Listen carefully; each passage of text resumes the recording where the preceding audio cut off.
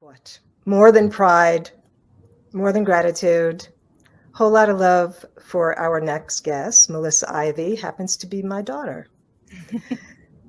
Thank you, sweetheart, for joining us today. And you've got a lot of wisdom to share with us, and on different levels. And I know you wanted to talk about the latest project that you're working on. So Yes. I am just going to, unless you need me for anything right now, I am just going to step away and let you. Before you step away, Mom, Okay. real quick, I want to talk about kind of my coming of age in Haiti. And so many years looking back, that was just such a pivotal time in my life.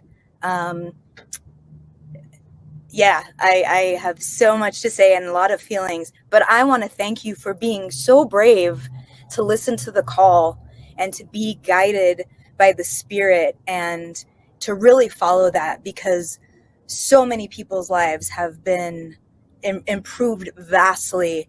Not only your daughters, myself and my sister Shanoa, but so many of the siblings and family that we've picked up along the way. And for those of you on the other end, you've seen Tommy Nahulu, you've seen Tamra Kantav, you've seen Hannibal, you've witnessed these people. My mother adopted me, and she adopts all of these siblings as family. And so that is just really inspiring. And I just want to thank you for helping me realize my part in the world community. And I love you, Mama. I love you too, sweetheart. I love you too. Yeah. It is a windy day today. I can see that it's hitting you as well. I've been watching on the balcony. The furniture's been going side to side all day today. It keeps moving. Well, I will will take it from here so you can take your break or do whatever you do well. Us folks are saying kind words about you and Mother Earth. And we'll see you in just a moment. Yes, I am Melissa Ivey, daughter of Alicia Fall, and I am here really to talk about my latest art project. I have been working with Her Many Voices as the arts education director for 12 years now, and as a part of that, I get to tend to the art that flows through me, right? And I get to channel, just like I've seen my mother do it, the way that spirit moves and allows me to serve my siblings out there. So I want to talk a little bit about being a musician in Denver and becoming a doula. So from the age of 9, I knew that music is me, that I am music, that is my mission. Tamra Kantav was talking about earlier, are you teachable? Do you know what you have to do? At 9, I knew that I needed to study those scales and practice my technique and listen to as much music that was out there. So that's always been my connection to my siblings. It's always been how I connect to my emotions, my feelings. And I've been blessed to build a beautiful community in the world through song. And so I have my trusty guitar here, and I just wanted to probably play a little bit while I'm talking to y'all, because that's what I do. So as a musician, I was playing in a lot of bars and not living a kind of tuned in lifestyle, if you will. And all of a sudden, I was asked to attend a birth of a very close friend. And I just showed up with my guitar, like I do, and I'm hanging in the corner. And before you know it, the doctor says, hey, you with the guitar, get over here and grab a leg. So instantly, I was dragged lovingly into the world of serving birthing humans. And I use that term to be inclusive because there's more than just female bodies that are birthing individuals right now. So I use that inclusive term to include all of my siblings. And really, thinking about my part serving, I started researching and I started becoming obsessed, not with writing songs, but with really obtaining the education that I would need to be a birth worker. So I am now a doula, and that means that I am in service of birthing humans. So before, sometimes that means we do a little soul retrieval. If a couple is trying to get pregnant, to talk to the soul and create that intentional ceremony, to call new old ancestor to come when it's time, when it's ready.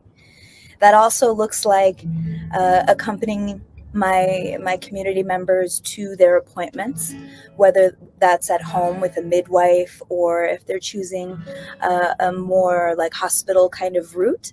And that way I can just be mindful with some of our cultural alignment and some of the dignity for these humans in their transition, right? And then, of course, there is the birth, which is a lot of labor and it's a lot of hard work.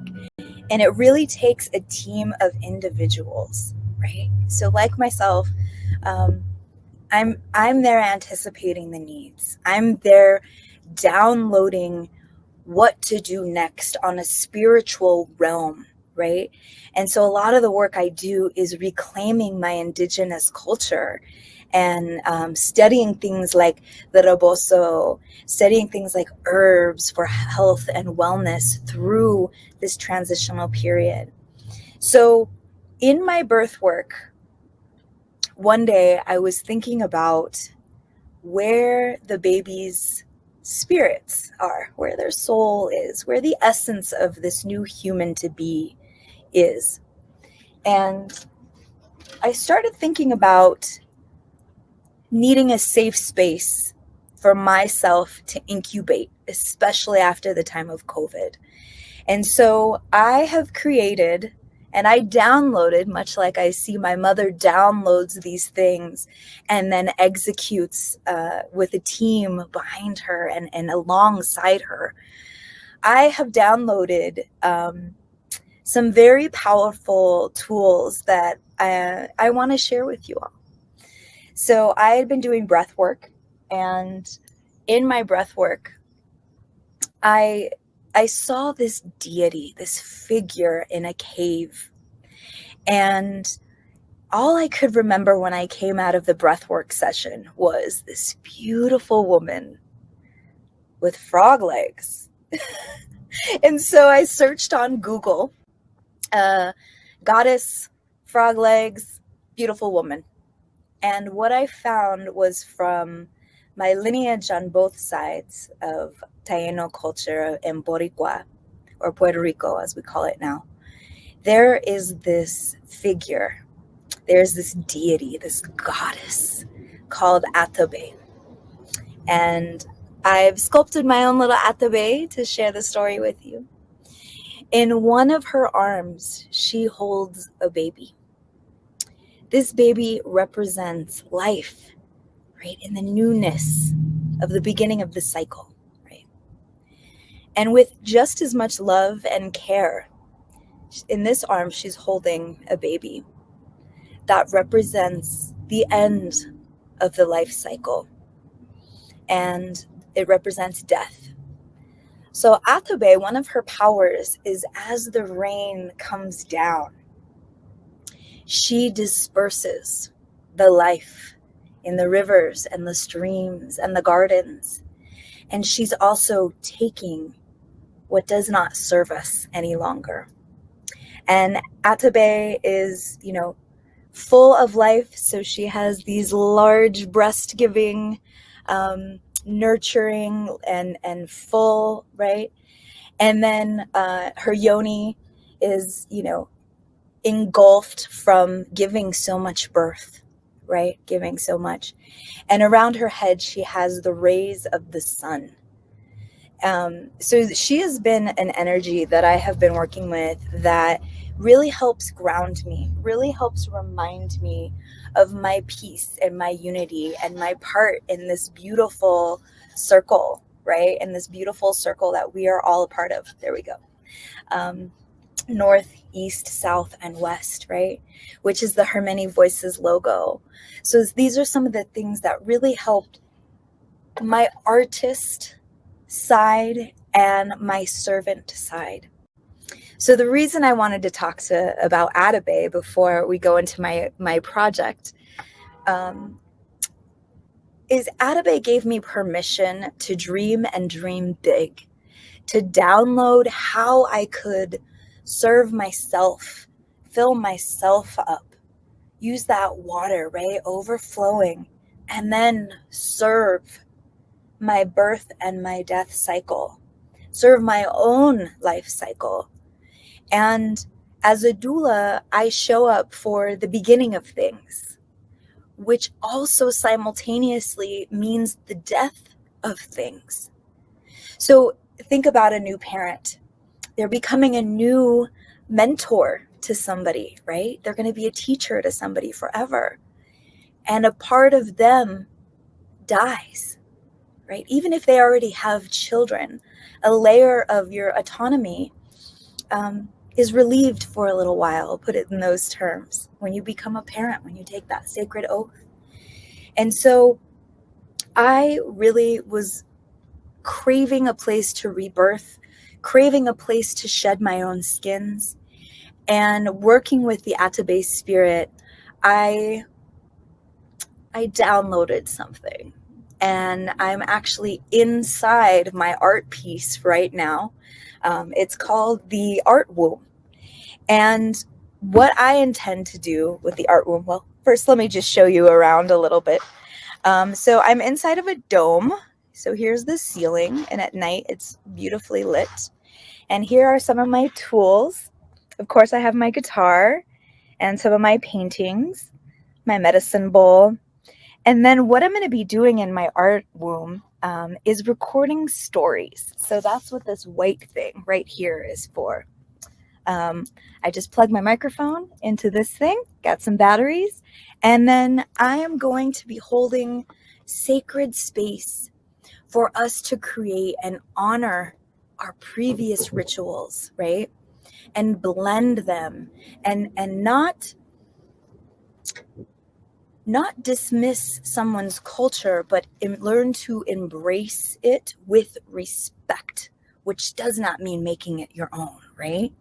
And so this is a safe space. It's the Art Womb to really talk about how we want to rebirth ourselves, how we want to rewild this next era of thriving. That's the other thing, is the Art Womb gives me a space and time to retreat, set intentions, share in community. And just like my ancestors did in Puerto Rico, the